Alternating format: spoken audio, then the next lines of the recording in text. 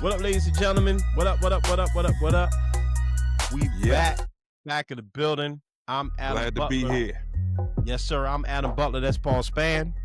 Black Man Span in the building. This is the MSR podcast, virtual,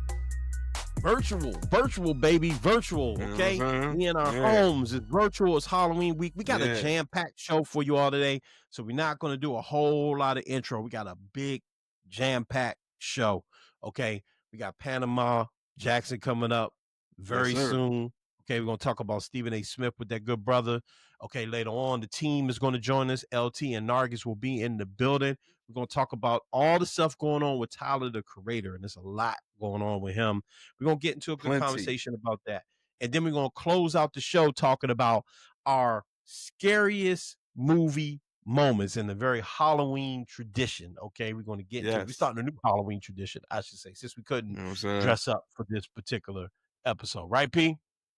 No. We couldn't execute it this time, but believe me, we're gonna have some things prepared for y'all next go round. But definitely, I know you guys are gonna definitely enjoy this scariest movie moments because we got some ones that kind of shiver us to this day. So it is what it is. Yeah, for sure. So before we jump into it, let's get through the stuff. Remember to subscribe to the show, subscribe to the channel, hit the notification bell. Okay, subscribe to the channel, hit the notification bell, all of that stuff. It helps with the algorithm. Share the show, do all of that. If you're an audio listener, we're on all podcast platforms. Remember to subscribe on all podcast platforms. Remember to rate and review the show. Okay, follow us on social media. Okay. At MSR Tribe on Instagram, at MSR Tribe on Instagram, at the MSR Pod on TikTok, and at Mindstream Radio on Facebook. Follow us, subscribe, do all of the stuff. And remember to subscribe to our Patreon. We got a Patreon. We're about to start filling that joint up with all sorts of content. Yes, sir. And do us that favor and become a Patreon member, become a member of the MSR Tribe, right, P? No doubt. And if you, fool with us, man, like and share the content and tell a friend about the show and, share with some folks and as many likes and many pushes y'all can push for us. Make that happen. We appreciate you. All right. So coming up next, Panama joins the show. All right, ladies and gentlemen, the one and only Panama Jackson is in the building, man. Hurrah. This brother, the resume is long. If you're familiar with MSR, Mindstream Radio, whatever you want to call us, this brother's been on our show several times. He's been on The Butler Did It with me a few times. He was on my sneaker show once. So I was. Yeah, like we rap. Bringing that fire. Yeah. Bringing the fire every single time. We got him on because he's an expert in culture, politics, hip hop, all things. And somebody that's really making a lot of noise in politics and culture is Stephen A. Smith. A lot of controversy surrounding Stephen A. Smith, man. I just want to ask you straight. I'm just going to jump right into it. Stephen A. Smith has delved into politics. We know him for sports. We know him from being, a loudmouth in sports and an entertaining person in sports. He's jumped into politics with the same energy. I don't want to beat around the bush, man. Do you think this is a good thing for Stephen A. Smith to bring the Stephen A. Smith debate culture into the political sphere, especially right now? I do, actually. Let me caveat by saying that I'm not necessarily a fan of some of the things that he says. I think he is a bit of a unnecessary lightning rod. But for the Stephen A. Smith brand, it makes sense. It seems like the natural next step for the things that he does.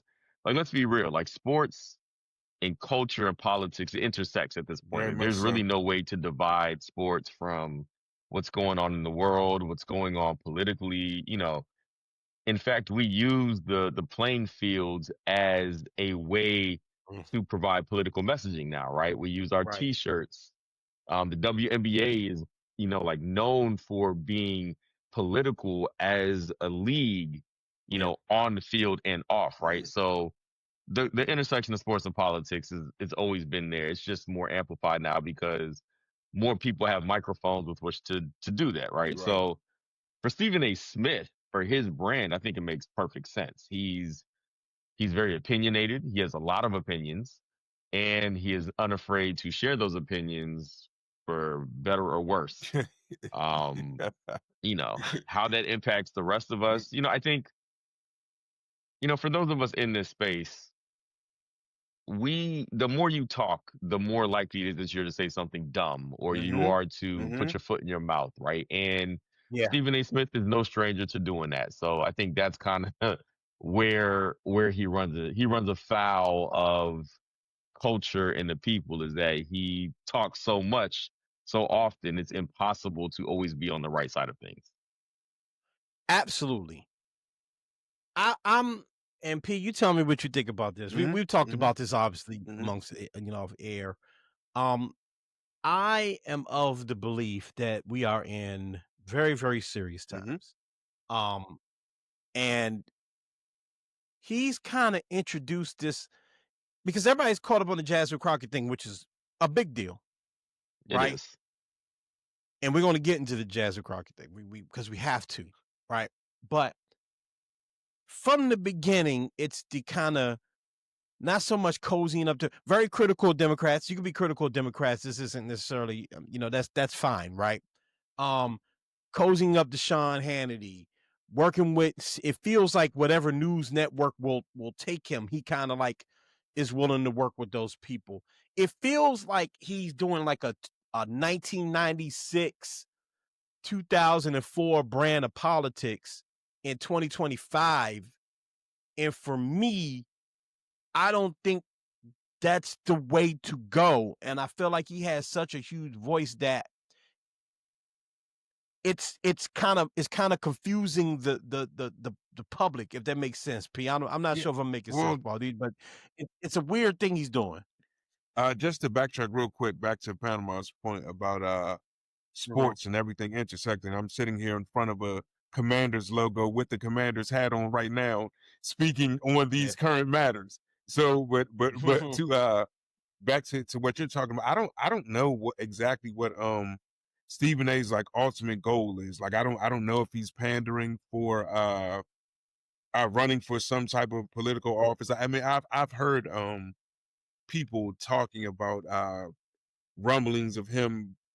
I don't know what Running for yeah, president, yeah, I straight up. don't, You which just said, is yeah, there's been, yeah. I don't think that's.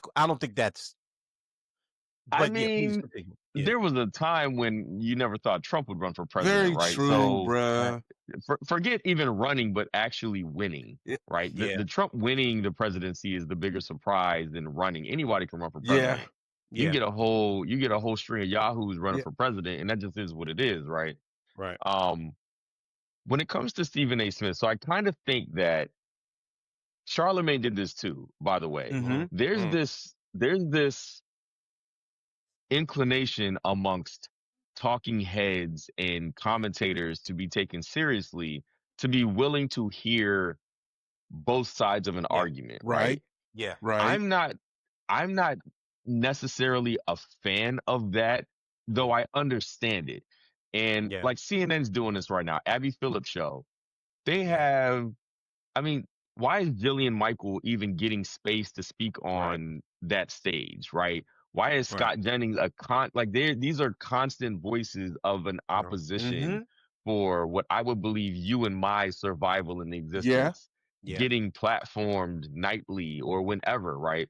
So yeah, there's this thing that we always do when you're kind of on the, I guess, liberal side, where this belief of listening to all the voices or being open to it. And I feel a bit like that's what Stephen A. Smith is doing. He's willing yeah, to give benefit of the doubt to people that probably under any other circumstance wouldn't deserve it. yeah, Now, I also think that's kind of a political strategy in and mm-hmm. of itself, just in case he does decide to explore his political, like right. where he might land. I know Jasmine Crockett, we'll get to her, I'm Yeah, assuming, but Jasmine Crockett, is considering a run for Senate. Which, funny enough, Stephen A. Smith did mention that he thinks she should run. Right. But one of the things that Right. she said was that I'm going to see if there's effectively an appetite for that. If there's an appetite for me to run for Senate, if it's possible that I can win, if there's a path to victory, then sure, I will make that play. But if not, then I'm just fine serving the constituents of my districts as I am, right? So I think there's a bit of Stephen A. Smith doing that, like, let me see how wide a net I can cast. Now, I also don't know how many people take him seriously. Like, I don't know that I'm going to Stephen A. Smith for political, like, ideology or anything like that. But anybody and everybody has a microphone nowadays, and people, like, it's not hard to get into a space to give your opinion. It is hard to build that space up to one that makes money for you in a real way, which Stephen A. Smith has done. Right. So, some of this could be protecting the bag. I don't know. think it's a little bit of all of it. Yeah. I think it's a I mean, little it bit of probably everything. is. Yeah, it probably is. I mean, if you're in that space, you got that opportunity, maybe that is what you do until you don't have to anymore. So there's a couple of points that were brought up, right? Paul brought up the potential of Stephen A. Smith or the talk around Stephen A. Smith running for president. You brought up his political show and kind of playing both sides of the fence, right? And I had thought that about Charlemagne, and I remember being critical of Charlemagne doing the campaign because he was kind of doing, and God bless him, but he was kind of doing that.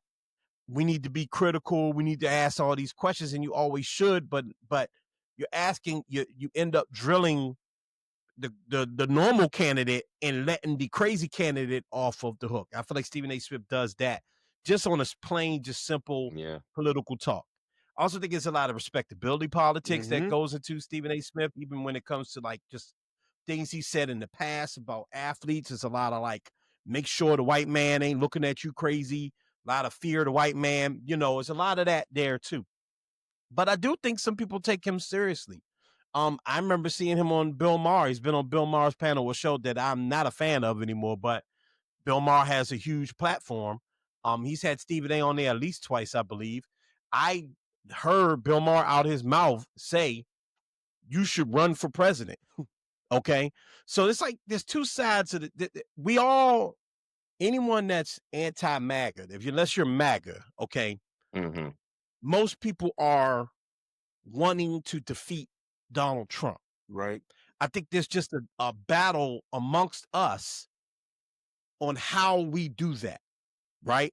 Some people completely want to transform the party. Some people want to go by party lines. Other people, and this gets us to the Jasmine Crockett thing, other people like Stephen A., I think, want to play it straight down the middle as safe as possible, because in his mind, if you do it that way, you'll win the midterm elections. Right. You'll defeat Donald Trump. So essentially, if you just be quiet and let Donald and don't hit the bee's nest, then Donald Trump won't go off and do something crazy and we can win. I don't agree with that at all, but I think that's what I see from Stephen A. Panama, and I think that's what his critique of Jasmine Crockett was about, though I disagree with his critique 100%. Yeah. I mean, the Jasmine Crockett thing is very interesting. So I got to be very careful with what I say, because as we're talking about this, I'm a fan of Jasmine Crockett. She's very smart. She's very educated. She is done a great job of both turning herself into a national brand while also being very hyper focused on her constituency, right? But she also has put herself in a position to be able to ask tough questions and to be able to speak in larger waves for people who don't get that opportunity, right? Like, she's very much in that same tradition of the AOCs and the Ilhan Omars and all the squad, like the people who got an opportunity, whose name kind of started to ring out independent of where they're from. They just became kind of stars of the party in ways that gave Democrats like, oh, here are people that could be pushing the envelope. That's great. When Stephen A. Smith was like, look, instead of out here chasing the spotlight, I'm paraphrasing, obviously, he's chasing the spotlight, like, shouldn't you be trying to find a way to get the things that you need this man is the president right now. Shouldn't you be finding a way to effectively work within the system to get what you want? And there's a part of me that agrees with that because I understand where that comes from. The agreement is only in that, I mean, we're not even like a year into this Not even. presidency. This Not dude even. is going to be here for the next 3 years. And the people that he has in his pocket are so in his pocket. They are like 100% doing his bidding. So that's Yeah. the only small part of me that understands and agrees with what he said. But at the same time, it's like, if they're gonna bring chaos, there's nothing wrong with bringing chaos on the other Boom. side Right. when you're on the side of right. Boom. And I think I don't think you get to play the middle Mm-hmm. for what? Like I don't Mhm. see for what. I don't know who gains from that. And there were a lot of critique of Stephen A. Smith in this space was that it seems like he's punching down on women. Like the whole thing Yeah. with Serena, right? And then Yeah. Serena's husband pulls up to ESPN And and he a Stephen church doesn't seem mouse. to have that smoke. Church mouse. Alexis, right? Mhm. He's kind of very Mhm. deferential and like, hey man, we can talk about this. Mhm. But he has like this, and he's far from the only man who punches Yeah. down towards women, Mhm. right? This is a patriarchal, sexist thing that does happen. Um, Yeah. I again love Jasmine Crockett, and I hate that.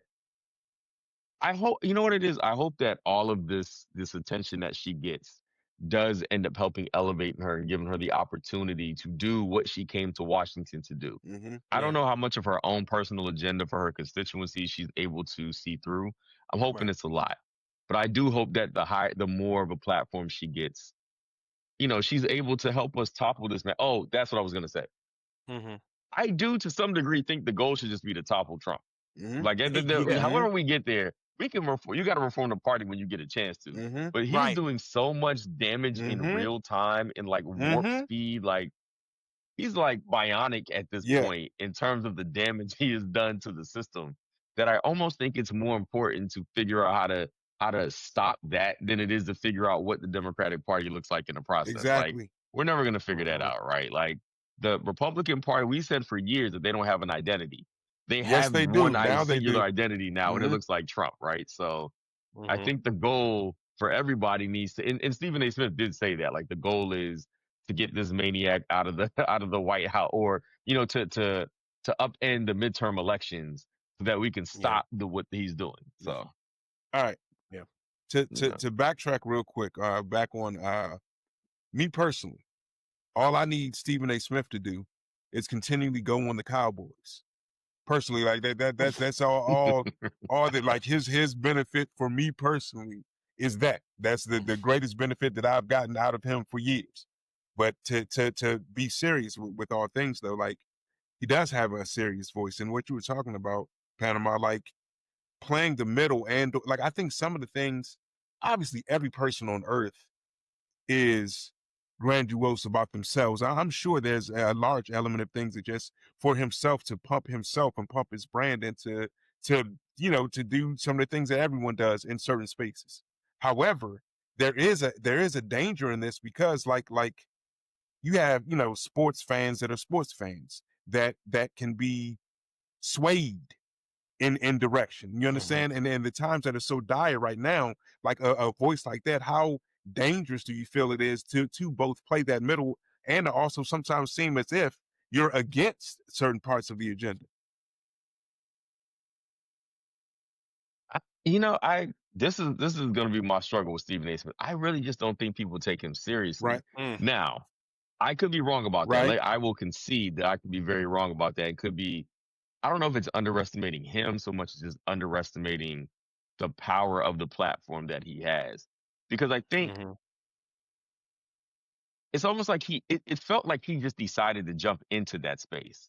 And the people that are already in that space don't really respect him in that space. Like he's not, Mm-hmm. but you brought up Bill Maher, and he's starting to move in those spaces where he's getting the opportunities to be part of a different version of the political Mm-hmm. Yeah. entertainment circuit, right? And that's Yeah.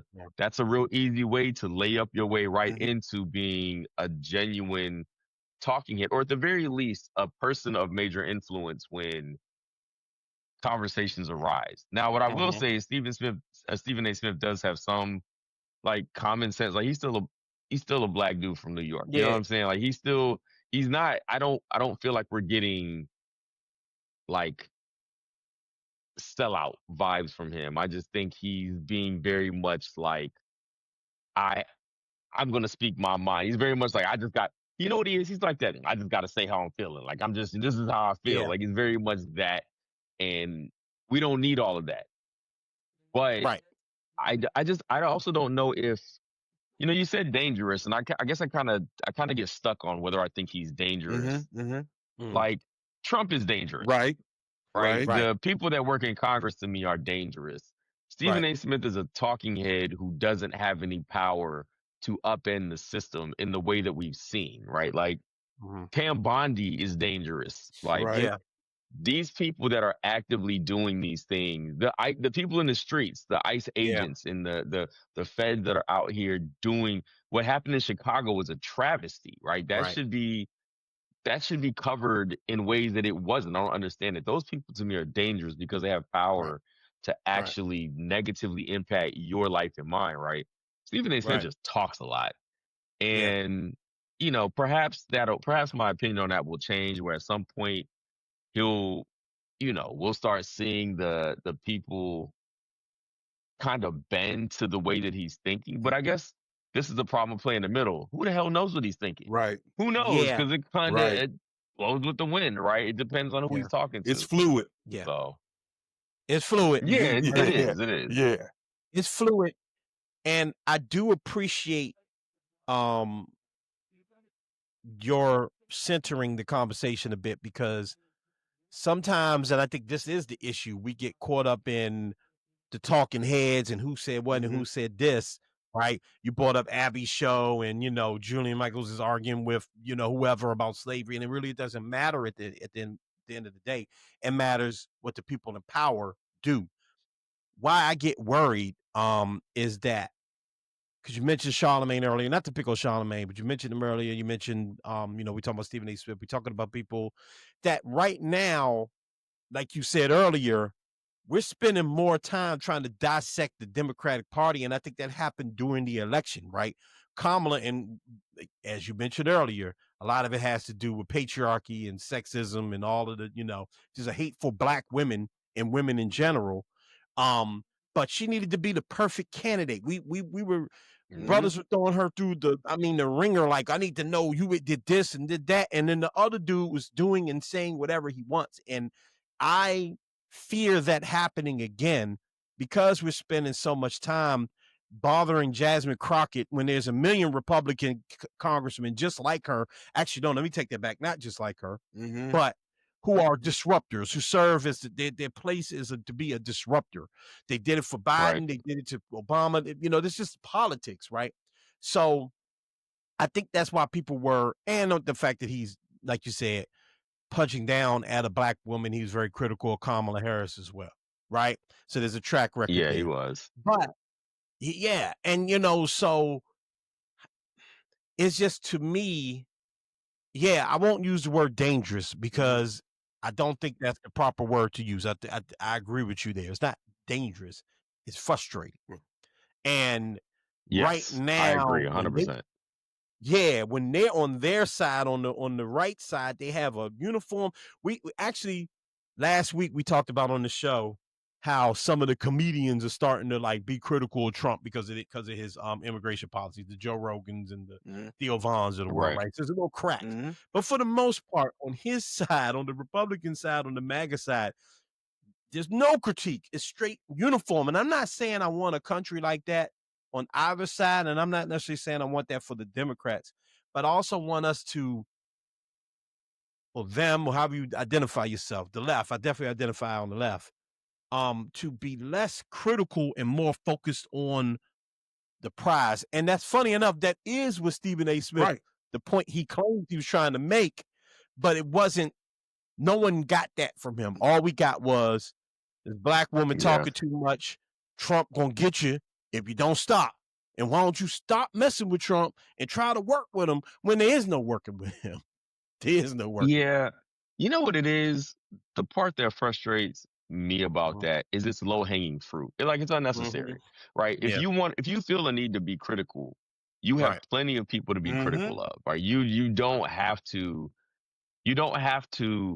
be critical of a person that for all intents and purposes is on the same side How as you. about that? Like, Right. because what are you How asking her about to that? do anyway? You want her to change who she is Right. to what end? What is the goal for Right. if she comports to the way that you believe she What's should, going to happen? Yeah. then what? Yeah. Are we in a better position? Yeah. Right. Like, is something Right. going to be better for us in general? When Yeah.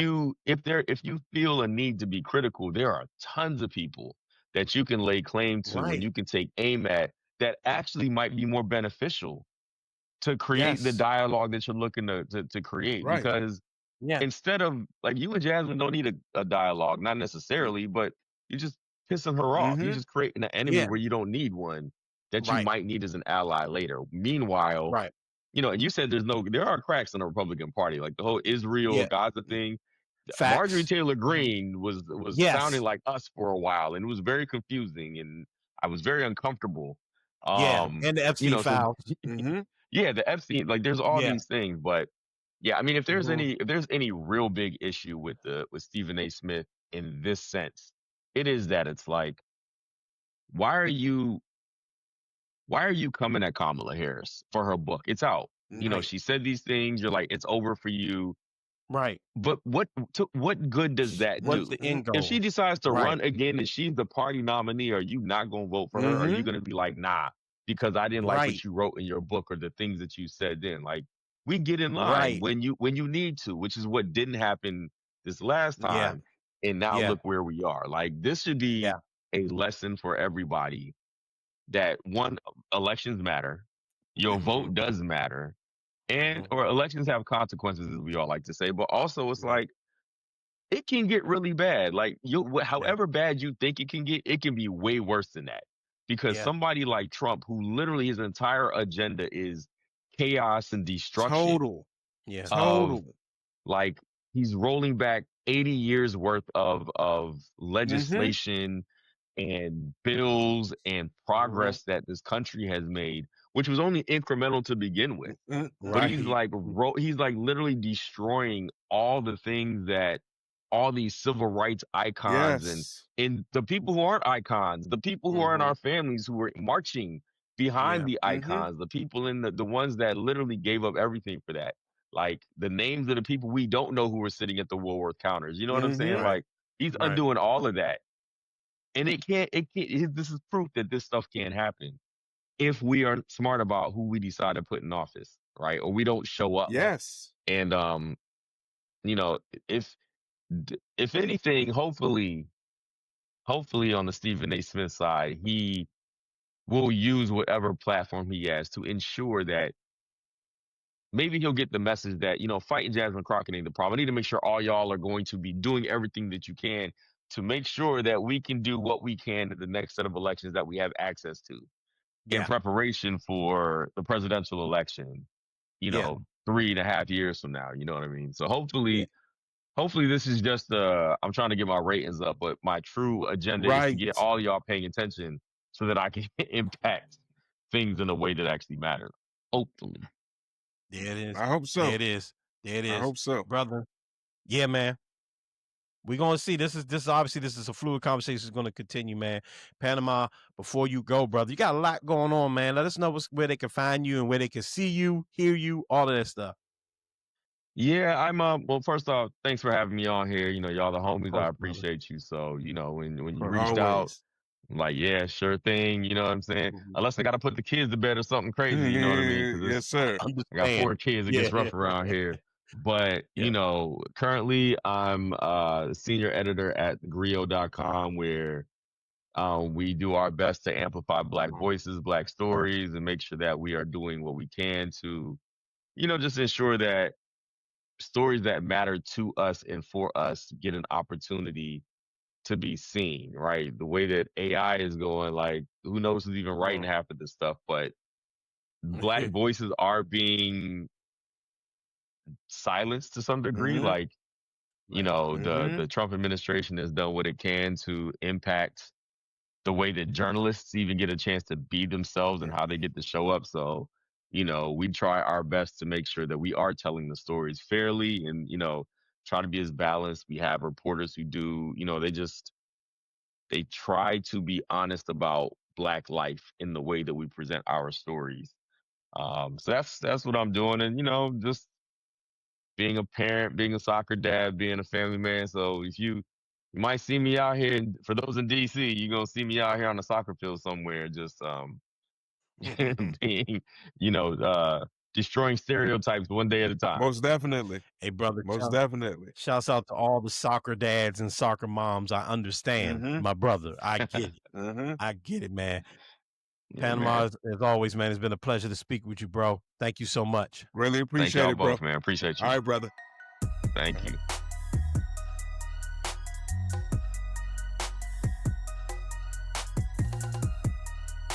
All right. Shouts out to Panama, man. Great conversation. No doubt. Our guy. Yeah, man. Shouts out to him, man.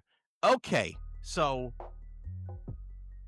Tyler the Creator. Paul's about to call him Childish Gambino again. I'm very glad you took care of it and caught yourself. It's going to make sense why I keep thinking about Childish Gambino in this conversation. Right.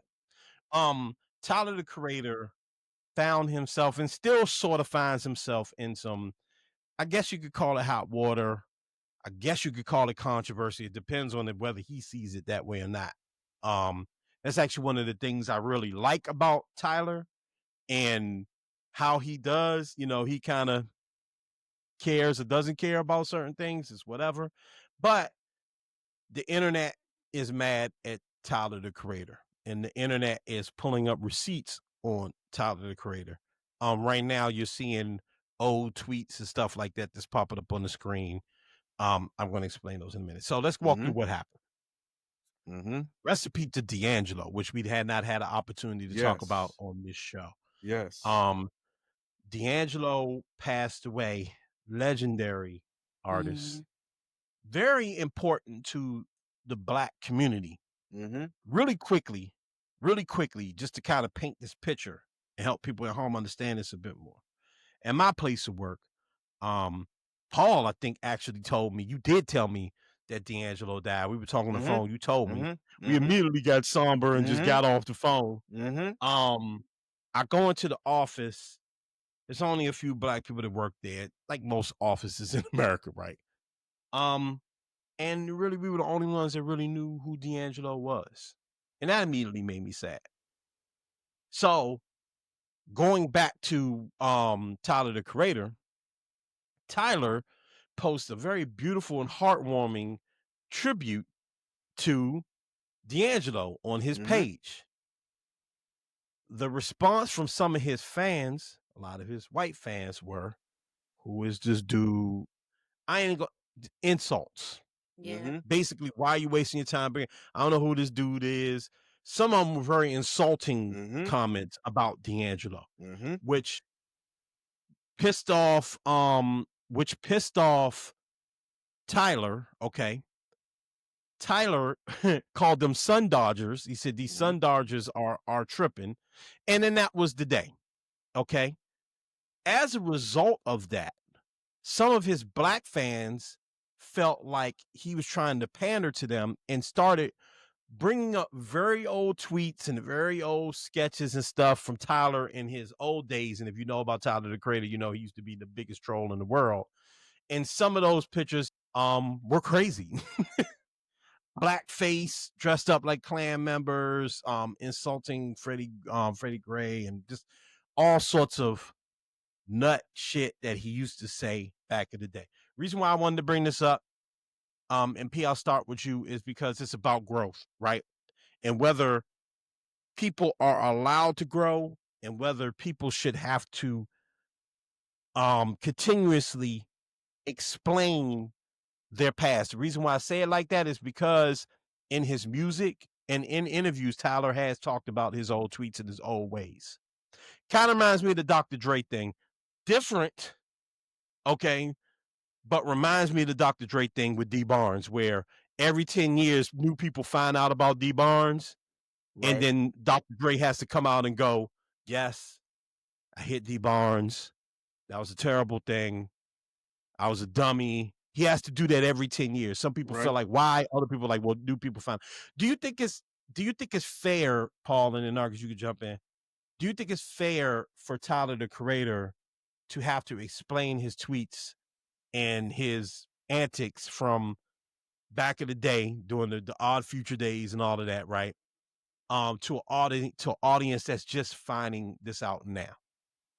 I think that everything that we do has a consequence. You understand what I'm saying? And I think that, mind you, I know that, like, I'll already admit I haven't like consumed a whole lot of Tyler the Creator music personally, right? I know of him. I know of I remember way back in the day when we did stuff on him from Odd Future when he was eating the cockroaches and doing all of Yeah. the things that he was doing back then. You know what I'm saying? Yeah. And I think that from what I've heard, because I've watched several interviews, King Green and Torre and a few other guys were talking about this, and he did a really good, dope conversation about a really it. Yeah. great assessment on things. You know what I'm saying? So I think that everyone has talked about how throughout his music he's shown his growth and all those things, and I think that's a wonderful thing, and I think that's 100% credible. But I also think that, like, it's not as if when he was going through these things he was like a 6 or 7-year-old. You understand what I'm saying? So like He some was of like a these 17-year-old though. 17, 18, some 19-year-old. Yeah. But your point remains. very, very Your true. point remains, though. Yeah. Yeah. I've been 17, 18, and 19 also. By the time I was, 20 and 21, I had a kid that I was responsible for. So like, Right. and at 19, you're going to college and you're formulating ideologies and ideas. You know what I'm saying? So I give them Yeah. grace in certain things, but I don't think it's beyond reproof for certain sectors to say, well, I would like to know more about, and like I can see, your growth, but I would also like to, for some people to say to explain it doesn't bother me. And also, I think that like everyone isn't a fan of his music alone. You understand what I'm saying? Right. So they wouldn't have that side of the fence to draw from. You know what I mean? I feel you. Nargis. No, I think you queued it up well. Like, it's growth. I was thinking about that. Like, is it fair, to answer your original question? And I think to a degree, yes, because you're a public figure. So with the way that the society is set up now, the world has receipts on your thoughts if you choose to engage in this thing called social media, right? Right. If I just make it personally, right, to y'all's point, my mindset, especially my mindset around like Blackness, when I was 18, 19, I do not want to be held accountable for now. You know what I mean? Like, anyone who was around me at that time, if you were to hold me accountable to like the Nargis I was walking around as, you'd be like, ooh, I remember when you wouldn't talk to me because I used the word nigga. And now you say nigga all the time. And it's like, yeah, I do. Right. My bad. But that's the mindset I was in. Once upon a time, I thought Tiger Woods using the term cobblination was like the most creative thing. And it's like, why can't he identify with his blah, blah, blah. Not to say he can't still identify as cobblination now, but it was just like, I have other thoughts along with that. And that's because I'm almost 40 and I'm not barely 20. So one of the unfortunate drawbacks when you do grow, when you become a public figure early on in life, you have to grow up in front of the public. And it's that same public who is going to bring up every single contradicting thing possible. Like we can think about Kevin Hart. Like we can name other public figures who is like some tweets done surfaced. And now they out here on an apology tour. So it's not fair, but I think it's one of those unfortunate prices of fame that you just kind of got to eat. Like you can choose to say something, you can choose to keep it pushing. Tyler the Creator's persona to me is very much like unbothered. So I don't see him making a formal statement, but I am surprised that it got the momentum that it got. And why it got so. Yeah. Mhm. The reason why I don't think it's fair, is because of why it happened and how it happened, right? Around It the happened because he posted because of a the thing about. context. Yeah. Yes, it happened because he gave a shout Yeah. out to D'Angelo. His white fans did not like it. Yeah. Mhm. He said, "Man, these white people are tripping." And some black people online, and this is a piece of context that I did leave out just in the explanation. And Torre and King Green and the team definitely did a good job of talking about this. Him cultivating that white audience as a young man, and Mhm. them saying, "This is your Mhm. fault." Okay. And that I do understand. Okay. So I don't think it's fair, but I understand why it's happening. I think the three of us agree with Mhm. this is because he is a public figure. And again, I used the Dr. Dre example. Two totally different things. Dr. Dre assaulted a woman. Okay. Mhm. Mm-hmm. Tyler the Creator made, distasteful jokes on his sketch show and in tweets and stuff like that, right? Extremely distasteful jokes. Okay. LT's joining us, by the way. Shouts to LT. LT shows up with that mask on while we're talking about this. How do we know you're LT? What up, Right. T? Yeah. How do we He's know just gonna LT's do not that. tied up in a Anyway. closet? Right. Forget the distraction. Yeah. Have we just When we having entered a this very scary serious movie? conversation. Yeah. Yo. This is like American Horror Story. Right. No, but I gotta try to get serious, but I can't. Mute this nigga. Anyway. He's laughing underneath the mask, by the way. Yeah. Anyhow, the reason why so I used the D Barnes Dr. Dre example again, totally different, but Mhm. every 10 years or so, every time Dr. Dre does something big, the D Barnes thing comes up, right? He logged off. So I'm gonna cut that part. I'm just gonna cut all that out. The D It wasn't Barnes LT. thing, yeah, by the way, that was not LT, and that's probably horrifying. By the way. Anyway, 3, 2, 1. The D Barnes thing, he has to explain it every 10 years or so. When the NWA movie was coming out, he had to explain it. When Eminem made the joke about it in I forget the name of the song with him and Eminem years ago. Right.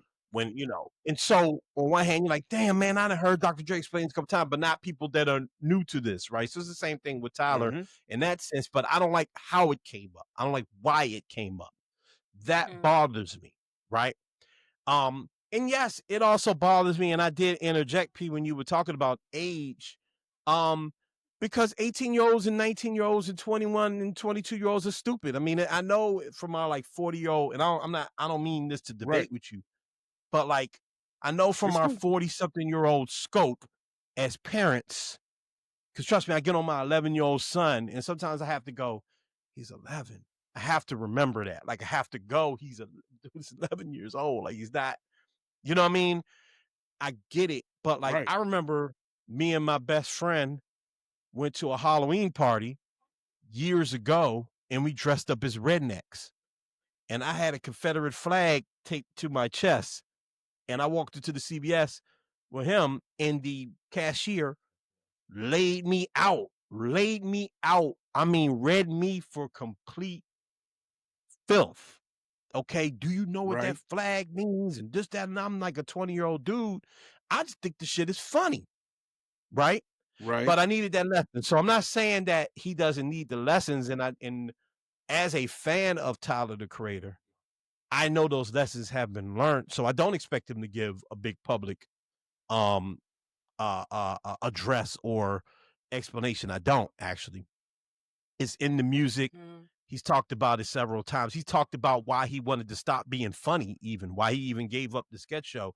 He has a great story about how people weren't taking him serious, and he just realized like that he was just like on some clown show shit.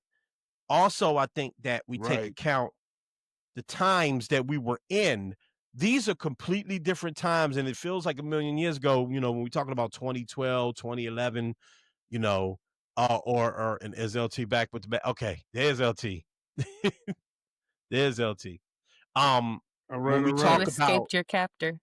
right, are you safe? Yeah, Huh? yeah. What's going on, guys? What's happening? You good? Like, I You don't. couldn't What are look at y'all me, talking nigga. about? What are y'all referring to? You We good? talking about Tyler the Creator. Yeah, We talking about Okay. Tyler. we're not Good, referring good, to good. that ghoul we saw earlier, by the way. Oh, okay. Good. All right, cool. What up, You know, T? Welcome to the show. what's up, Eric? But What's just to happening? really quickly breeze through this point, I'm one of the last sentence. The times that we were living in at the times, not to make a bunch of excuses for them. I just think it's just worthy to talk about. Like, you know, they were lighter times. The trolling thing was, you know, was kind of popular. So I think that it was wrong. It was distasteful, the things that he was doing. But the reason why I'm less angry about it, not angry about it at all, is because I've heard him talk about it and confront it. And if I didn't have that, then I would be like, well, at some point, bro, you got to talk about why you was wearing blackface back in the Odd Future days, or why you thought it was cool to say this and cool to say that. You know, um, that explanation is there, and it's there for people to see if they want. So I'm not as You pissed mean about you it. I'm not- mean through yeah. you mean is there like through interview? Is there through like what me? So you mean that like people should research and look into it, because if everyone, I mean, I feel how like would if you're someone know going that isn't a fan? well, if you're going to go back and find a tweet from 2012 or a picture from 2012, you can go find an interview. See, so Right. what's the intention behind doing it? Right? Again, Right. the man's giving a shout out to D'Angelo, talking about how D'Angelo influenced him and his mother, and this man is dead. Like, D'Angelo's gone. White people trolled D'Angelo.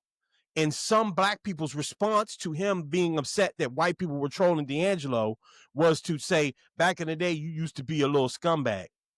So if you can do that, if you can go back and find an old tweet, you can go find an interview from 2020 or find a song from 2021 or 2022, whenever Chromacopia came out. That's what I'm trying to say. I'm not talking about you or someone that may just be surprised. No, I get it. I'm talking about, I wasn't. Yeah, I get that.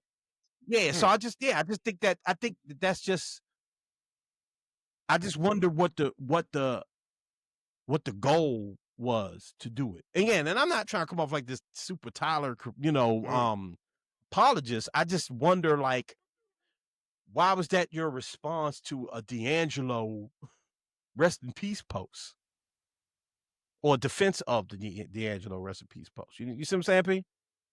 Right. No, I get that, but I like, I also like I understand what you all saying about personal growth and all those things. Like, I get it. I also understand, like, I understand both sides of the coin also. You know what I'm saying? From like, because like, I get, you know, I get all of those things. But like I said, there are some people that don't feel that way. You know what I'm saying? That think that we should garter and or explain extremity. You know what I'm saying? I do understand that. I think That's all I'm saying. no, I understand. I understand completely. Years ago, we had a conversation on this show about Childish Gambino and like blurs and black nerds and stuff like that, right? And I still have a soft spot for that, right? If you'd even look at some of my musical tastes, some of them are like, you know, the Tylers and the Kendricks and the Gambinos of the world, people like that. I even like, what's the new girl name? Oh my God. It'll come to me. I can't remember anyone's name anymore. You know, Megan. but you know, huh? You talking about Megan? No. Megan's not new. Alligators, and what's the name? Doechii. Name? Doechii. Doechii. Like, I love Doechii, bro. Doechii. Right. Right. Yes, like I'm a Doechii fan. Doechii. Doechii, right? Just in case you He didn't losing hear his it, hearing the too. first Right, 100 times. apparently, nigga. apparently. I said Doechii. What I say? Did I say something wrong? What? So No. the girl with Don't the worry flute, about it. that's Just what keep you going. said. Just Just keep a going. Just delay. keep That's going. all. Keep The Yeah, joint just keep with the going. flute. Just keep going. That nigga's confusing me, man. Anyway, I'm confused. No, but I like that, so I think that sometimes, you seeing like, I don't know, man. I felt like even when Tyler was on that shit back then, I always kind of felt like I understood what the joke was and what the persona was back then. And it was like this kind of like Right. nerdy black kid that felt like he wasn't accepted thing going. And I'm not saying that's what I want to see now. Again, I understand why even I was probably wrong for I never defended it back then, but not being vocal about it back then. But it's just sometimes I don't know. I just feel like there's this thing with artists like that and black boys like that, and even with we bring up Doechii, like there's just like this anti-Doechii thing going on because she doesn't fit into the like mold of like the black female hip hop artist. She's a little nerdy, she's a little weird, you know what I mean? And I just feel like it's just my opinion. Anyone jump in here because I might be wrong. It's likely I'm wrong, okay? But it feels like we gonna finally get this weird ass nigga thing going on. You know what I mean? That's what it felt like to me. Like we gonna get him now, and I just don't understand that. But please tell me I'm wrong if I'm wrong, because I'm probably wrong.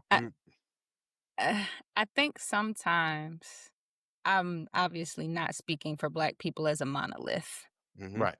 but I think there is a certain segment of the community that reserves a degree of resentment for successful Black artists who do not lead with their Blackness and like let their Blackness exist. I also want to, I don't know if it's relevant to the conversation now, but because you brought Doechii in, that's what made me think about it. Like we're talking about like two Black queer artists. Yeah. And that is a part of their identity.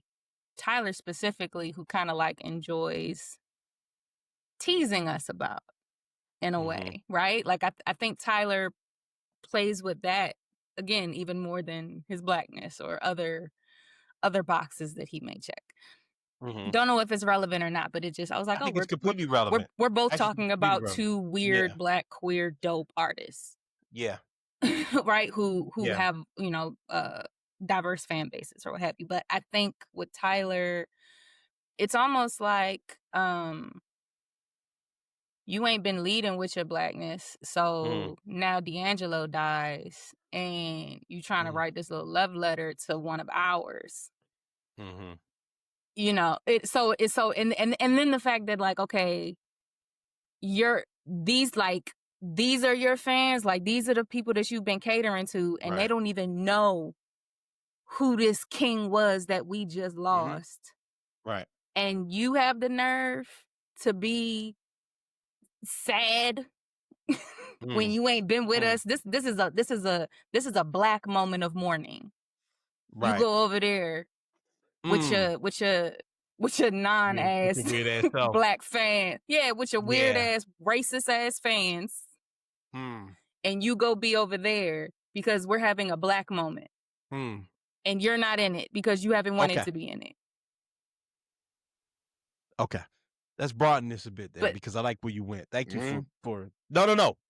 Thank you, because that's where my brain was trying to go and I couldn't.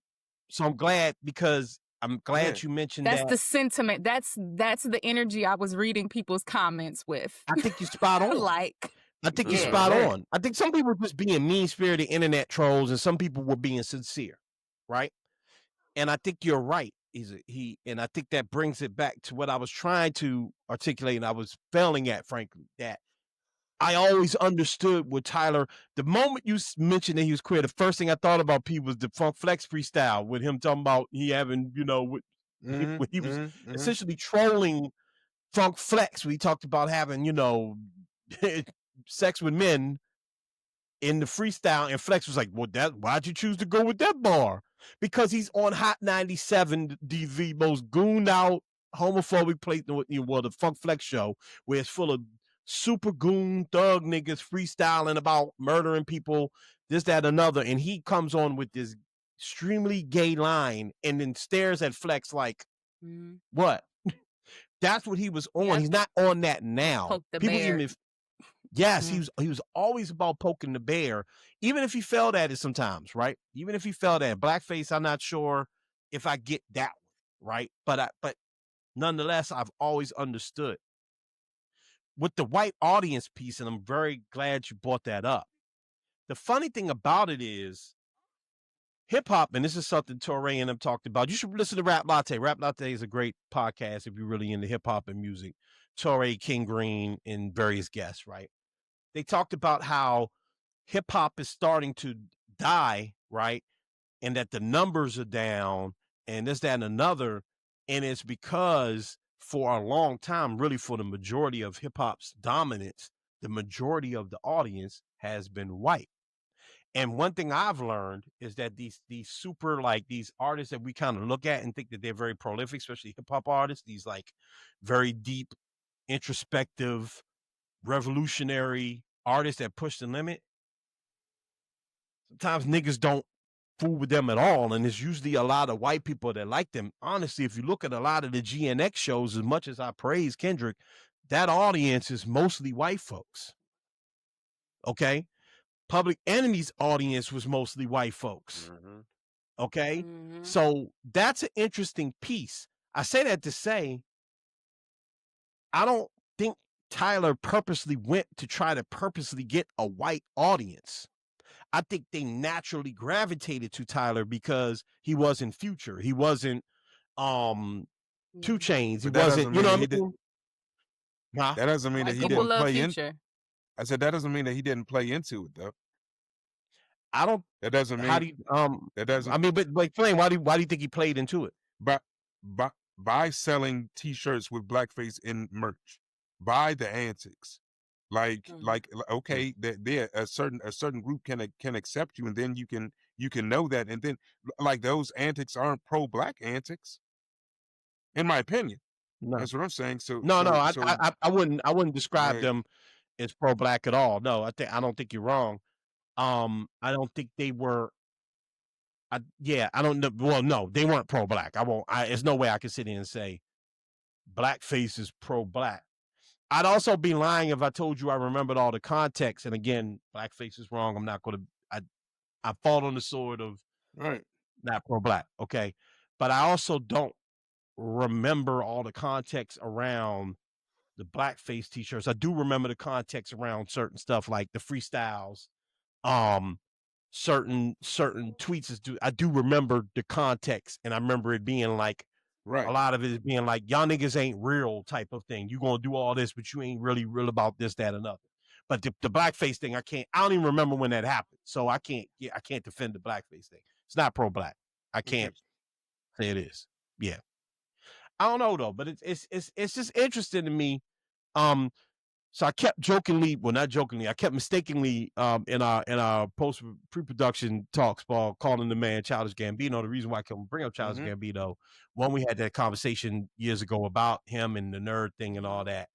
But also there are people now, because when the people that were pro outing Tyler were like, yeah, and that nigga, him and Childish Gambino, they the same person.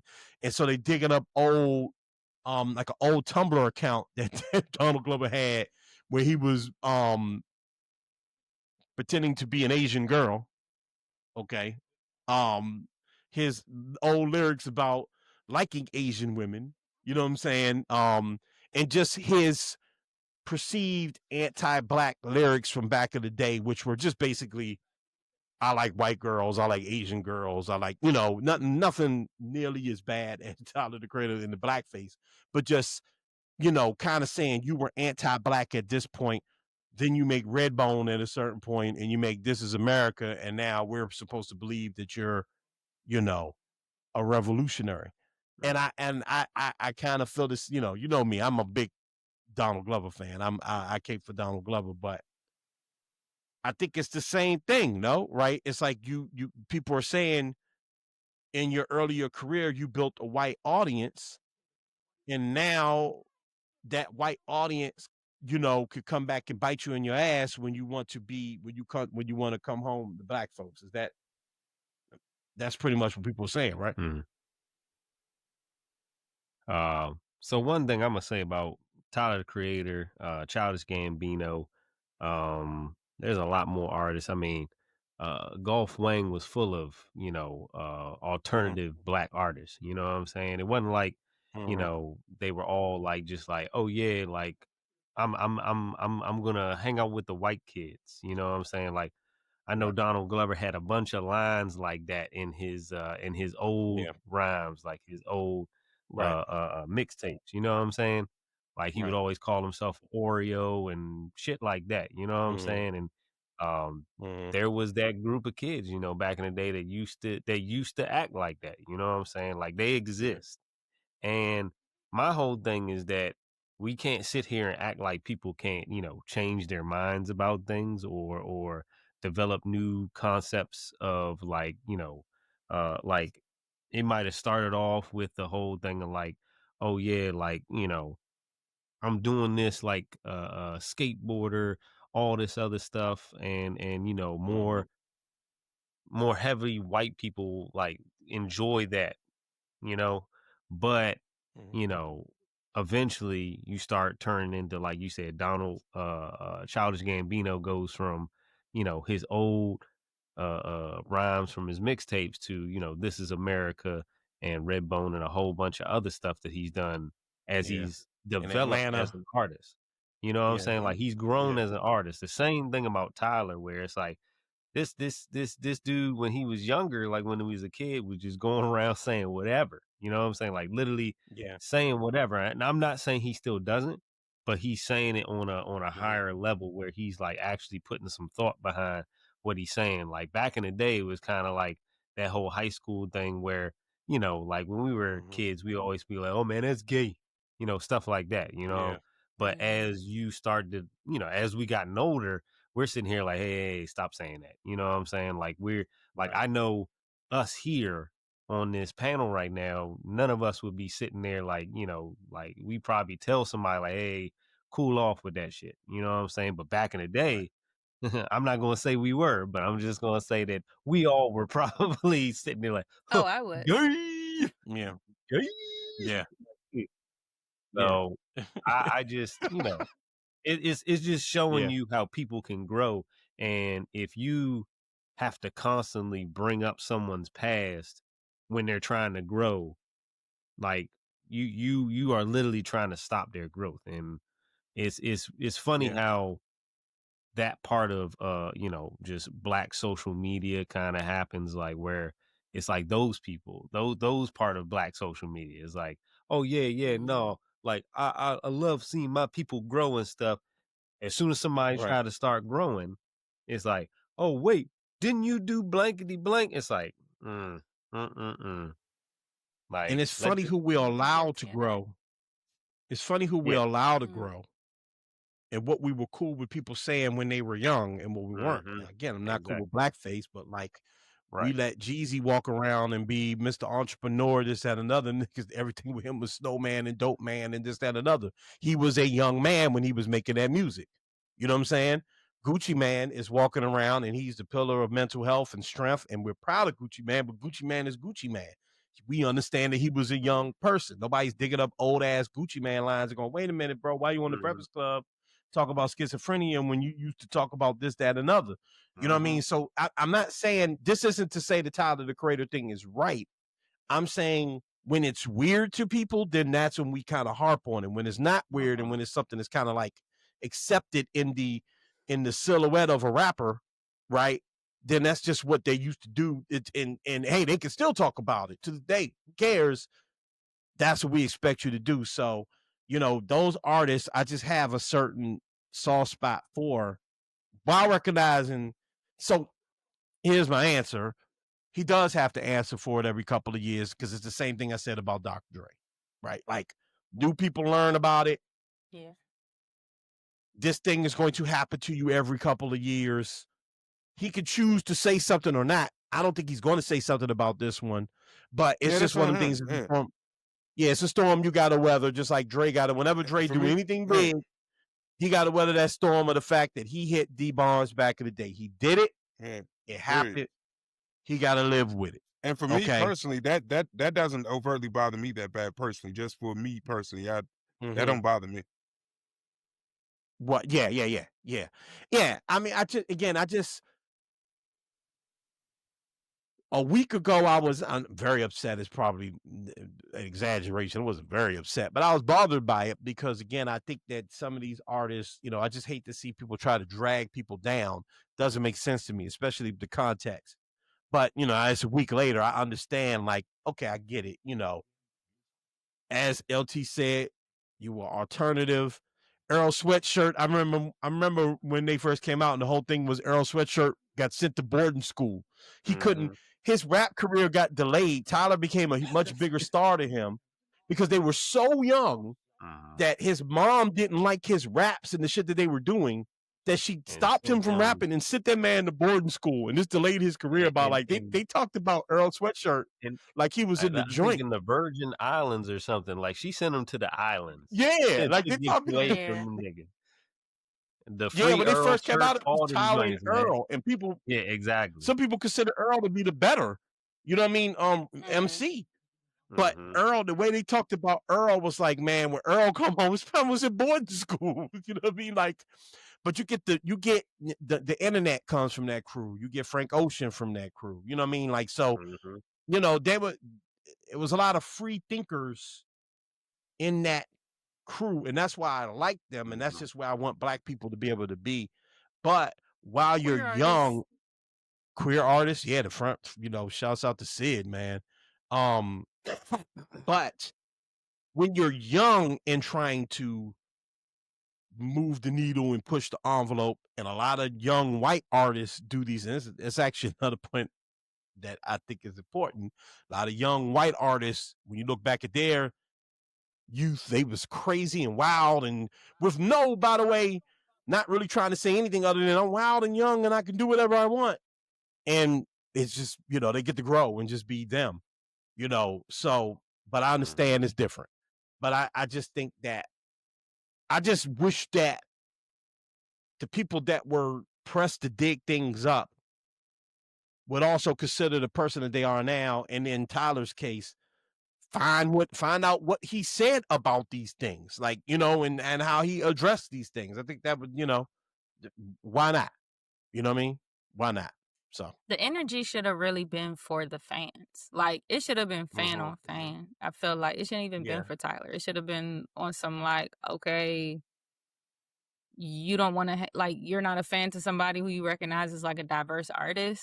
Like, maybe you need to just go, like, look him up. Like, why even, like, waste the energy? Like, I'd have been going on the people making the comments. I'm not gonna, like, go that extra step and then try to make this Tyler's fault, because you can't control your fan base. You can't control what people post under your post when you're a public figure. So it just seemed, to your point, it just seemed kind of like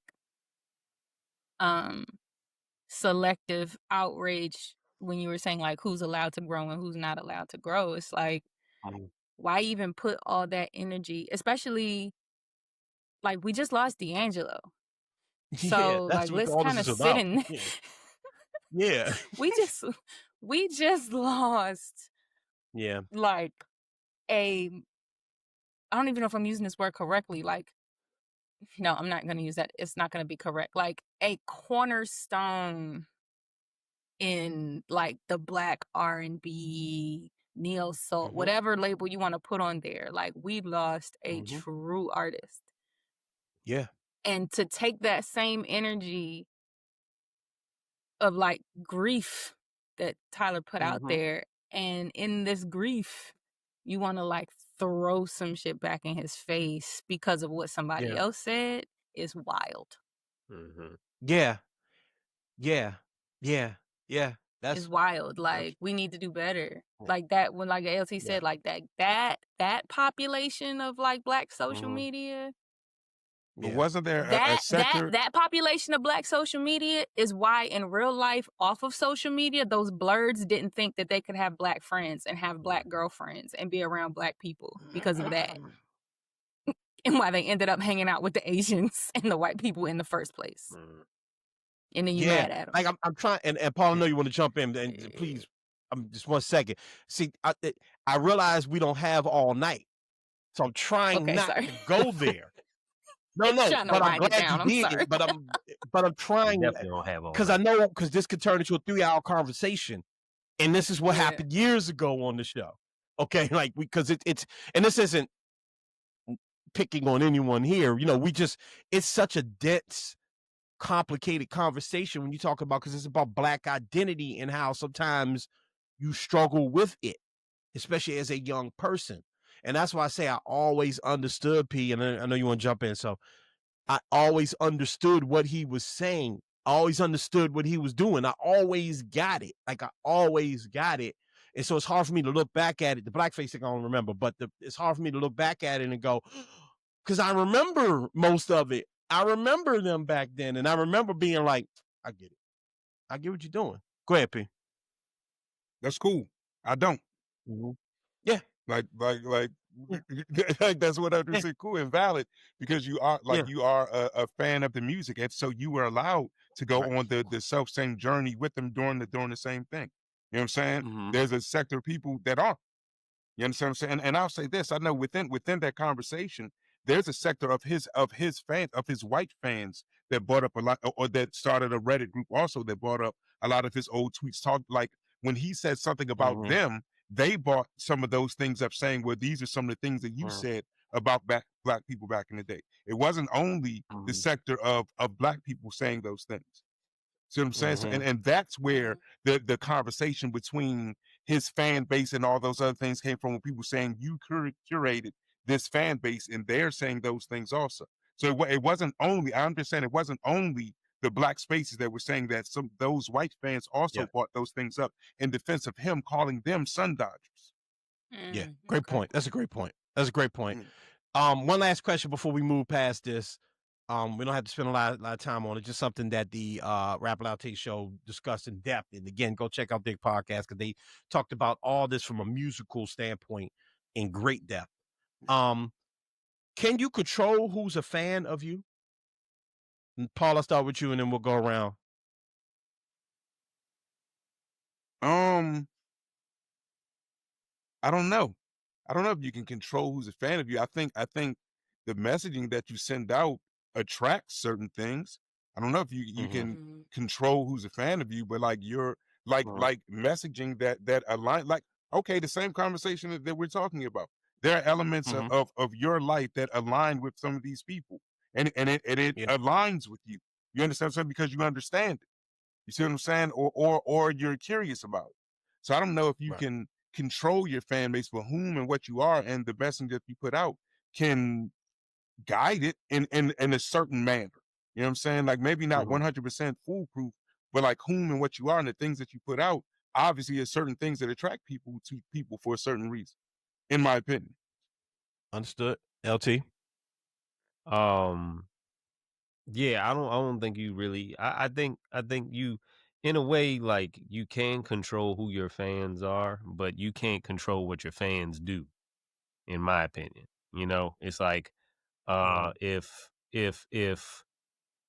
you wanna segregate your music from someone else, you just gotta, you know, pick and choose what you want to put out to those people. You know what I'm saying? Like I think that, you know, it's more so like, for me, this whole thing revolves more around, like, you can't control your fan base or what they do. You know what I'm saying? Like, I mean, everyone's gonna, you know, music is for everybody. You know, we have to acknowledge that. Will I say that music was made with the intent of, oh yeah, this is a story about you or you or you or you. No, but you know, when someone listens to music, what they feel is what they feel. And, you know, I'm not going, you know, tell them they can't feel that way. But an art is not the artist's responsibility to necessarily like be like every time their fan base does something, you know, to show up and be like, yeah, you guys can't do that, or else, you know, they burn themselves out trying to control what other people are doing, you know? Yeah. Nargis. Yeah. I mean, you know, same thing everybody else said. I don't think so. Yeah. I mean, you spoke to it earlier, right? I don't know if Public Enemy formed thinking that they were going to be performing to the audience that they ended up performing to. And a lot of artists in general, you know, comedians, musicians, what have you, I think they end up being surprised at the fan base that they end up attracting when they're just being themselves and not Right. necessarily just speaking to their walk in life and Yeah. whatever other people's walks they feel that they're connected to and not connected to. So no, Yeah. I don't think you can. But can I say this? Even with that, like even if you were to take from I think that a Public Enemy's audience being white and rocking with them is like a good thing, as opposed to an audience that's rocking with you on the alternative side of those things. I feel Well, I you. wasn't. Yeah, I agree. I wasn't trying to qualify it. I wasn't trying to qualify like the makeup of the crowd as a good or bad. You know, Right. Right. I like I said, I think you know you kind of hear artists throughout their careers like, oh, you know, I didn't think women would Yeah. connect with me as much, or I didn't think men Right. would connect, you Right. know, what have you. So Right. it's like, you Yeah. know, I don't think the makeup of it is a. It's Yeah. like, you know, artists need fans because they need the Yeah. fans' money. They don't Yeah. ultimately Right. it doesn't Right. matter like what they Right. look like. They just need Right. support. Right. Real quick answer. I don't think you can. To the PE point, they was, you know, PE was making music for dudes that was rocking with like Farrakhan and the Nation of Islam. Like, I don't think they anticipated to have a bunch of white audience at all, but it's the audience. You can't control it. So, you know, but all great Mhm. points. And Pete, that was definitely a great point about his white audience being the driver of some of this Yeah. controversy. That's something I didn't know. So Right. I appreciate that piece of it. All right, we're gonna take a break. When we come back, we're gonna get to our scariest movie moments.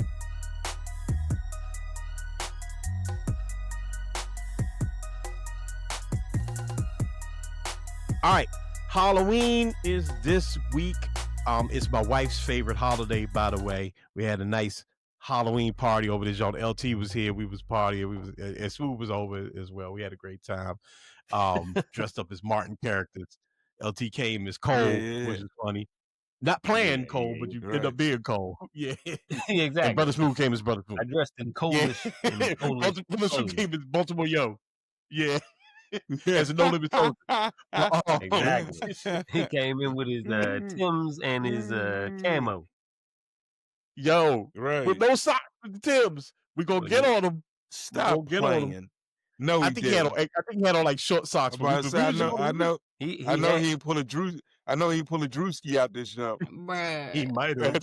he had the boots laced up all the way, Paul. He had them To joints the laced up brim? tight. Jones Yeah. was He had them choking. joints tight. Them Timbs was choking. And then I was like, no, Uh, you gotta let them joints, you know, you got breathe a little let bit, the shoelace bruh. just Let hang. him breathe a smidge, Yeah, let the bruh. tongue hang It ain't- over. It's Let not. the tongue Yeah, it's hang not a over, brother. football. You talking about like, no. Not a football, He bro. said, no, I had a plan, man. I had a plan. But he never explained the plan. He didn't. Okay. He did, and he didn't. Yeah, He never did. And he had on cargo pants, okay, with choked up Timbs. So it was like he Yeah. had like an hourglass thing going on at his ankle. Hey, It was He terrible. had cargo Hey, he look joggers like- on. He he had look like- cargo like joggers. So the, he He was had an dressed ankle like trainer on. right. Yeah. He was dressed like so Terminator the 2 pants Linda pants Hamilton. already slipped right into the boots. That's Hey, crazy. yeah. You saying Linda Hamilton. Terminator 2 Sarah Linda Connor, though, Hamilton. dog. All right, Yeah. let's jump Yeah. to it. Let's jump to it. We Let's running go. short on time. Let's jump Bob to it. with his So, pants just snuggled into his boots. I'm just gonna rest That was right here. That was LT's scariest moment. It was them joints was Yeah. nestled. That Joe was was the nice scariest enough. moment was Smooth Boots. Mm. Them Jones was clean though. They was some clean Timbs, but these niggas had them Jones choked up, boy. Nigga was Golly. Boob Anyway, straps, oh, boob boy. straps. Let's go. All right, And man. we hope you Again, Halloween we is love you, my favorite Smooth. holiday, man. So we love you, brother. We love you, man. We love you, bro. We definitely Joan behind your back hard. All the Yeah. Get well. Get well, bro. He Get wants well. it. Old Joan behind your back. Anyway, Halloween is this week. Usually we do one gotta go. This is not one gotta go. Today the team had a great idea to discuss our scariest movie moments, meaning just scenes from a film, and we're gonna do this fairly quick. Scenes from a movie that horrified us to the core. Okay, who wants to go first? Who would like to go first on this one? Paul, you want to go first? It's cool with me. All right, P. Give us your scariest movie moment. This is simplistic for me. Something that I still think about to this. I remember the moment. I almost remember it almost the same way. I'm not like completely as scared as I was when I was in second grade. But it was 1984's Children of the Corn. Oh God! And yeah. I watched this in the second. I was in New Jersey at my aunt's house, and everybody's like, "We're gonna watch this movie." You know what I'm saying? And, okay. So everybody's sitting there and we're looking at the movie, and it's second or third grade me, and I'm sitting there, I'm watching it. Mordecai and Alec, like all it, like this. It creeped me the fuck out. And right after the movie, everyone's all right. Go to bed. Take your ass to bed. Sweet dreams. Sweet dreams. Sweet dreams, everybody. So I'm sitting there, man, and I'm looking around, and like my aunt's house has, like long steps and all those things. I'm thinking about all the house scenes and the field scenes and and all them white kids in general. And yeah, man. So something that still my heart is racing a little bit fast right now, and actually thinking about it. So Children of the Corn did that for me, brothers and sister. Like it yeah. Because like stuff like Freddy Krueger and all that, like it didn't actually scare me because I knew it was like so outlandish that it didn't. But that like with those creepy ass little white kids got me. Okay. All right, LT. Outlander. Killing motherfucker. Hey, bruh. We have your woman, Outlander. Bruh. Like, what's wrong? Hey, that was Paul. Paul was just... that was me. That's funny. Got me, yeah. Seriously. Oh, I'm not a huge horror movie fan to begin with. Yeah. Yeah. Go ahead, T. I would say anything Child's Play related back in the day used to creep me right the fuck out. And the main reason was, you said what? You said you look like a good buddy. You look like a good guy. Exactly. You look like that, Joe. Oh yeah, I look like a good guy. All right, cool. You old scream face man. Hey, but let's go. But in all, like I'll say this in all seriousness, my family can tell you this. Anytime Child's Play was about to be played, I would run into another room, or I would run and go hide or something, because that's how creepy that whole thing was to me. And to make it worse, when we were younger, we did have one of those what was it, the My Buddy dolls? You had a My Buddy? You had a My Buddy? Yeah. Let's go. That is so awesome. Exactly. That is so wonderful, and it was that bad you had an because actual My Buddy. We had the white My Buddy, not the black one. Well, so it was like the one that actually looked like him. Black main man wasn't in nobody's neighborhood. That's what I'm saying. Like, it was like, damn, bro. Like, it was a double whammy. So I forgot what we did with that sucker, but I just remember every time I was in a room I alone hope with y'all that didn't joint, I bury was it. like, all right, brother, you got to go. You got to go. Yeah. So, You gotta go. but I do want to say this. When I finally watched my first Child's Play film, I think it was The Bride of Chucky, and I think I was in high school by that time. And around that time, like high school, is when horror movies stopped being scary to me and they just started being funny. And I don't know whether I'm Right. desensitized or what, but it's just like even the moments where it's like jump scares that really get people like, whoa, I'm usually like, ha! Like it's just the way it Yeah. happens sometimes is just so funny. Like I'm just gonna say this real quick. For That's just how example, you scream now, LT. Right. ha! Ah! He learned But how to mask it. He learned. exactly.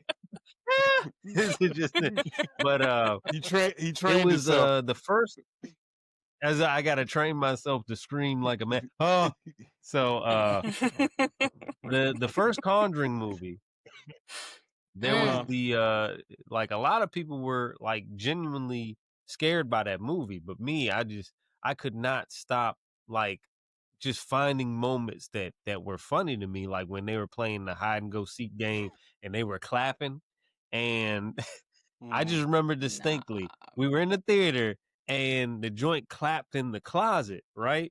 And the mother was like turned around, and That's a my funny first one. thing, like in the theater, no, in the theater, joint clapped in the closet. I said, "Don't go in there, it's R. Kelly," and everyone started busting out laughing.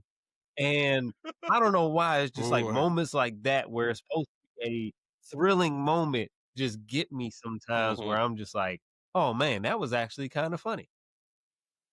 Yo, that's funny, dog. Oh, that was hilarious, by the way. I appreciate that All whole right, I'll go candor. next, and Darkness, you can close this out. Ladies last tonight, buddy. No, that's terrible. Oh man. No proof whatsoever. So mine is from The Exorcist. It's the scene when the junk run down the steps backwards. Okay, and I think we were about 20. I'd seen the movie before, but I think this was like the extended version or something like that. I don't think that scene is in like the original version. So we got the extended version. I don't want to watch this movie because I've been afraid of this movie since I was a child, since the first time I watched it. Fun fact, my middle name is Demetrius. My father named me after the priest from The Exorcist. Right. Okay. He loves to tell me. He used to drive me by the steps all the time and shit. And they're gonna step the priest fell down there. He loved it. You know the house is in Highsville. You know he loved doing this to me. Okay. That's crazy. So I will not watch this movie for years. But my boy Derek, shout outs to Derek, shouts out to Joe, shouts out to the Wheeling Jesuit track team. Man, Derek, Wheeling Jesuit in West Virginia, my man. Derek ran track there and they were in town. Shouts out to Day Day, who had a subwoofer in his room. Okay. Right. We're watching this movie, and we're like, come on, man, watch the action. Don't be no bitch, bro. Watch the movie. And I'm watching them all nervous and shit. And there's a scene I'd never seen in this damn movie, which this thing comes running down the steps backwards and shit, right? And my man has the subwoofer, so the junk goes, you know, and whatever she said it real loud. My man Joe paused the movie. It was like, y'all want to go ahead and turn that subwoofer down? There they go. There they go. No, nigga, you being a bitch. Nigga, do it. Turn the subwoofer down. He go, nah, you straight. I'm going to go ahead and turn it down. But the grown ass NCAA, you know, the college athletes and shit, horrified by the junk running down the steps. There will never be anything scary in that. An honorable mention, I will say, the Bama Pinhead used to horrify me. The picture of Pinhead from Hellraiser to this day just freaks me out. Whoever came up with that design is a demented. Demented. Right. Okay. But nah, the Exorcist is a movie. I won't watch it. Like I have no reason to watch that movie. It's ridiculous. So That's No. mine. That is Terrifying. ridiculous, though. It's ridiculous. Like That's hilarious. the Bama would drive me by the steps. I don't know why. Based on a I true didn't story. drive that's me. because your Man. pops 'Cause it traumatized you. happened. Right. Yeah. That's what that is. Yeah, apparently it happened in Hyattsville, Maryland. Right. For everybody, around the Yeah. corner. So literally, I can Good job. could see Hyattsville from my window. Good job, Mr. Butler. I know what to do now. Keep acting up. You gonna go down them steps. You hear me? Yeah, I mean, he would show me the steps all the time. Look at them You steps. going down them steps. But it wasn't the steps that the actual person jumped down, the steps that they shot the movie on. But the house apparently Is is in Hyattsville. like around the Yeah. corner. It's like, yeah. It's like in That's Mount lit. Rainier All right. area. Go ahead, Nards. Yeah. All right, I now was- this turn. Close this out. I was really struggling because I was like, do I have like a moment? Because initially I'm like, okay, it scared me, but I watched it all the time. So it's one of those like, oh, I'm scared, but it's okay. Like I don't like clowns, but I'm okay. Right. Yeah. And then I was thinking about like Silent Hill when that came out. That did it for me because I don't like scary movies that like it's just suspenseful. I don't like that feeling. It's not good for people with anxiety. No. It's not a good combination. Yeah, not good. So then I was like, okay, 13 Ghosts kind of freaked me out. And I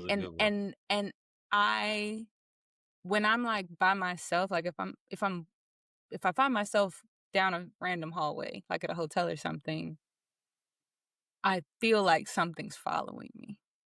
Right. So I'll picture like the jackal. You know what I'm saying? And that like in my grown age, that still sticks with me. That's crazy. But when I think about like a legit moment where I was terrified was down gallery. Shout out to my homegirl Janae. We went to go see Saw. And when I tell you, it was literally like, bruh, I love you, bruh. I love you too. Oh, like terrified. I left that theater and went and told my dad, like, I was like, Daddy, like, a man like this could be out here. Like, it could be a nigga walking through an alleyway off F Street with a pig mask on, hiding people in these metro tunnels with booby traps. Shit, like, this could be like a real thing. And I think that's what, like, spirits and stuff freak me out. But the real scary thing to me is like, no, it could be a nigga like that right now doing that. Yeah. Like, I've never seen any Saw of the Saw movies ever. Bruh. You've never seen Saw? You never seen Saw? You ain't never saw Saw? I've never seen Saw.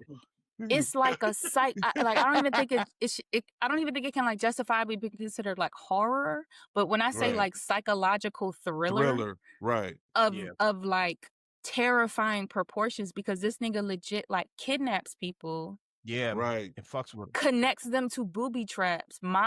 Plays with their minds, and like they have to sacrifice some, like literally like an arm, a leg, a person, like to get out of it, to like pay penance for some fucked up thing they did in their life. Now, that he knows about. You know what? Now that you mention that, one of the scariest movies I would say is like all the Final Destinations, because it's like, hey, you can get on this plane. It might go up. Well, no, like, you never and I picture that plane blowing up every time I take off. Which one of those was which Final Destination was the car accident scene? With the logs? The car with the logs. That was the second one, bro. Yeah, I saw that. It was the second one? Yeah, to this day, nobody gets behind the log trucks. I saw that recently after I come home from the hospital from from all the stuff that happened to me, from breaking my neck and being in the car accident and all those things. And I saw it in the theaters. And that scene, it wasn't even the scene, it was the noises like that. I'm talking about freaked me out. Like I had to leave. Like it gave me PTSD. Like it gave me, like it really and obviously anybody knows my set of circumstances. I got hurt in the car accident. But it really that scene did a number. I could probably watch it now, but it was so close to me being home from having all these things happen to me that it did a hellified number on me. Right. Yeah. Yeah. I saw an interesting, and I'll make this super quick. I saw an interesting documentary years ago that talked about how the horror movies of each decade reflected like where America was, like where America's psyche was, right? So like the 1950s, it was all about like nuclear monsters coming or UFOs coming because we were like in a nuclear scare. You know what I mean? People were worried about, you know, nuclear war, right? In the 60s, it was a lot of psychological stuff like the Hitchcock stuff and things like that, Oh right? yeah, Because Psycho. yeah, Psycho, Bird, stuff like that, because a lot of people, it was like people were finding themselves in the 60s. In the 70s, it was about like psycho murderers, right? Like Leatherface and stuff like that. In the 80s, it was a lot of like young couples in the woods, and the psycho murderer comes and kills them, or the kids are being some murderer having to like feeling like they need to check these out of control children. In the 90s, and it stopped in the 2000s. I saw this in the 2000s, so it doesn't get into the 2010s, the 2020s. In the 90s, it was a lot of like parody of horror movies. So you had like Scream, I Know What You Did Last Summer, right? Like it was like, oh, it's really your best friend acting out their psycho infatuation with the stuff. And then in the 2000s, I thought about this when you brought up Saw. It was a lot of like Hostel and Saw. It was like, what if this Bama took you and made you do some shit you don't want to do? What happens if they even remade Amityville Horror and all of that stuff in the 2000s? So I thought that was interesting. And one more last thing I'll say really quick, and then we can get ready to close out. A movie that will never scare me again, but scared me the time I saw it. And again, it was a one-time thing that could only work at one time. Blair Witch Project. Right. Because if you remember, Blair Witch was scary as shit. But do you remember the campaign around Blair Witch campaign? And again, this is I remember it all. That was all before. Remember, a lot of that was like it's real. Yeah. Yes. It was in Maryland and all of this. So when you saw it, when that jump was staring at the wall at the end, that ride home was horrifying. Okay, horrifying. So, but it only works the one time. You know what I mean? It only worked the one time. So yeah. It didn't age well. It didn't age well. I mean, for the amount of money they spent on that movie, like to make that movie, they made out like they marketed well, bro. Yeah, they cleaned up. That movie was filmed like on VHS. Yeah, it's filmed on like VHS. And also speaking of Final Destination Bloodlines, I think is the newest one that came out. It's like one of the highest grossing movies of the year. It was like a total success. So like here we are years later. I couldn't do it. We're still making Scream movies. We're still making I Know What You Did Last Summer movies. We're still making Final. Yep. Wow. Yep. A lot of them that didn't need to be remade. So they still making Halloween movies. So this segment was dedicated to my wife. Yes, they are. Huh? You said what? I said they still making Halloween movies. No. Right. I hope that last one was god awful, but the last one of the most recent trilogy was god awful, at least to me. But yeah, like I hope that's it. I hope Mike Myers can finally retire that mask, because finally rest. Hey, here's a fun little rumor in the movie news. There's a rumor that Jim Carrey might be playing Freddy Krueger. That would be terrible. Wow. Jim Carrey might be playing Freddy Krueger. It's a rumor. And that's not, it's not like Jim confirmed. Carrey's a hell of an actor. Yeah. I guess because I don't, Nightmare on Elm Street didn't do it for me. It's not scary. I'm excited to hear Jim Carrey might be acting. Yeah. Robert. I'm excited to hear Jim Carrey's gonna. Robert Englund was the George Jetson one excited me. As the first Freddy, Robert Englund did his bag. Like he did his thing. Yeah. But he was hilarious. You know what I'm saying? Then they try to bring out the Freddy new was Freddy. Actually kind of funny. Yeah. But then they try to revive Nightmare on Elm Street. Yeah. With the dude that played Rorschach in Watchmen. Yeah, but Watchmen. He was trying to be a more serious version of Freddy, and that didn't work. Yeah. So there's some things where it's like, stop. Let's stop. Yeah. Let's stop. Yeah. All right. Our pass. All right. Like I said, this segment is dedicated to my wife. Halloween's her favorite holiday, so I hope you enjoy your Halloween, babe, and all of that. No doubt.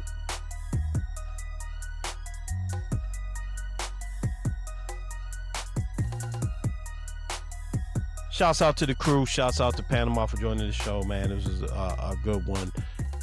Before we go, hate to end it on a somber note, but life is life and life is real. As we speak, shouts out to all our folks in Jamaica and all our family here that are Jamaican. There's a lot of them, a lot of good people. Shouts to Shakes and shouts to Big Deesh and a lot of my folks that are Jamaican. I mean, I could go on and on naming all of my people that represent the island. It's getting wrecked right now by a hurricane. Big the prayers. Hurricane Melissa. You know, it's not a great situation. But we send our love and prayers to everyone on the island. We send our love and prayers to everybody that has family over there. You know, when there's information about what we can do to help, we will certainly share that information, and we'll certainly do what we can do to help the people over there. But the first and most important thing, P, is that we pray that those people come out of it as healthy and clean as possible. Yeah, definitely. Really all we can say, right? Yeah.